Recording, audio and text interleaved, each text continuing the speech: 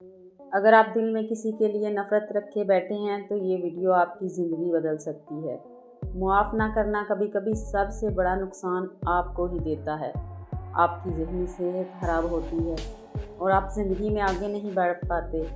آپ اسی ایک سوچ کو لے کر اپنے ہی اندر بدلے کی آگ میں جلتے رہتے ہیں۔ معاف کرنا کمزوری نہیں بلکہ ایک طاقت ہے جو ہر کسی کے پاس نہیں ہوتی۔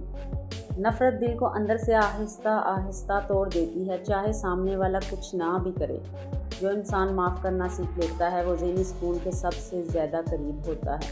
بدلہ لینے سے وقتی سکون ملتا ہے مگر معافی ہمیشہ کا سکون دیتی ہے۔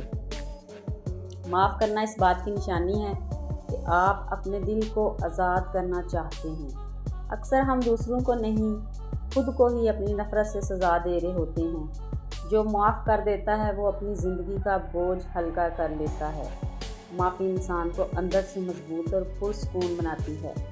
دل کا سکون کسی چیز میں نہیں، صرف صاف دل اور نیت رکھنے میں ہے۔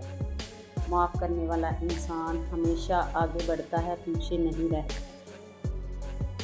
آج فیصلہ کریں کہ آپ بدلہ نہیں لیں گے بلکہ معاف کریں گے، کیونکہ سکون ہمیشہ معافی کے اندر چھپا ہوتا ہے۔